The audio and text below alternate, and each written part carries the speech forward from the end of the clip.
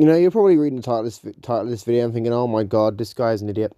I'm not an idiot. I'm just using it as clickbait to get you clicking. And it worked. So, thank you. Now subscribe, and we're going to discuss this. So, Atari's fiscal year 2023 annual results has come out, and people have been saying to me that they think the results aren't that good.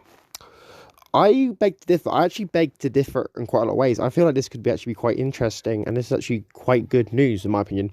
I know people are probably thinking, but you've titled the video, Atari is losing money. Why that's good news? Why is it good news? Well, hey, maybe if you sit down and you watch the video, I'm gonna discuss it. So if you hold your horses, click subscribe, like, get a nice cup of tea, nice cup of Java or something. Let's go. So, Atari, one of the world's most iconic consumer brands in entertainment. They say this is every single one of these press releases, don't they? Okay, let's see. So they announced the group's consolidated results for the fiscal year ended March 31st, 2023, approved by the board of directors during its meeting held on July 31st, 2023. Consolidated accounts have been audited by stationary auditors. So basically, they've revealed the revenue and all sorts of stuff from the last year, obviously ending March. And then obviously anything from after March this year will be in the financial report of next year, I believe. So let's have a look. So, fiscal year 2023 operational highlights. So, completion of a €12.5 million capital increase. Yeah, that's very important indeed. Termination of license related to the Atari token. No one cared. Launch of Atari Web free interest into a unified version. Like I said, no one cares. Transfer of the listing of Atari shares to the European Euronext Growth Paris market. That's good. That's a good point. They're very important. Transformation of the organization and operations across all 4 lines of business. Yeah. Launch of 8 new premium games over the period. Premium games, guys. Premium. They're premium, okay? You got to pay for them. They're premium. It's not like these freemium garbage games you get on your mobile phone where it's like you download a game and then there's advertising and there's all these in-app purchases. So then, let's see. Turned off by Wade Rosen to take over the company. Yeah, no, thank you. Then we've got Roller Coaster Tycoon license extended for a 10-year period. Stop extending the license. Just buy it. Just buy the franchise. You've been buying other stuff. Just buy Roller Coaster Tycoon. It's very simple. Very simple economics. You buy the franchise. You haven't got to pay royalties. Then you own the franchise and you can make more money on the franchise, make whatever games you want in the franchise. Very simple stuff. And the acquisition of Berserk and Frenzy IPs. That's a big thing as well, because this is when they bought like 12 arcade games from Stern. So far from what I know, they've only released Berserk, I think it was. Even though we don't know what the other 10 games technically are, because Atari hasn't actually officially announced those games. We just heard from their network. So, announced an agreement to acquire Night Dive Studios. That was the big deal. I've got to admit, that was a huge thing. So, let's see. Post-closing events. Acquisition of more than 100 PC and console titles from the 80s and 90s. Very intriguing, including Bubsy, Hardball, and some interesting stuff there. Updated listing of the OTC markets in the United States. No idea what that means. Acquisition of M Network Atari 2600 titles and related trademarks. Very good, very good. Astro Blast is now Atari. Good. Closing of Night Dive Studios Inc. acquisition. Very good indeed. We need that news. It was $30 million convertible bond offering. Yes, nice, $30 million. Strategic collaboration with Play Magi Inc., which is obviously Polymega.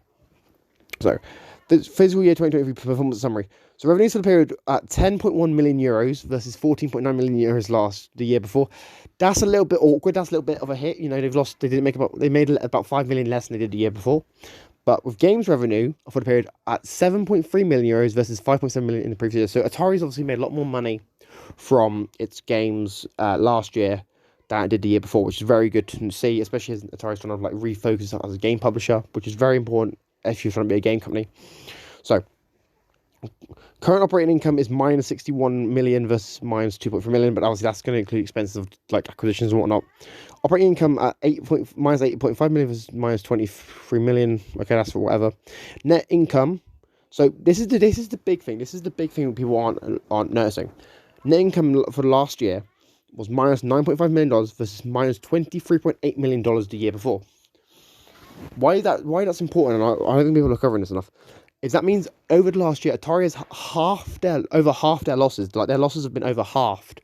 So, instead of losing 23.8 million, they've lost about, less than half it. They made like 40%, a loss of about 40% the same size, which is pretty impressive, pretty good to see, because obviously Atari needs to grow, and this shows that Atari is growing and bringing in more revenue, and long term this is pretty good.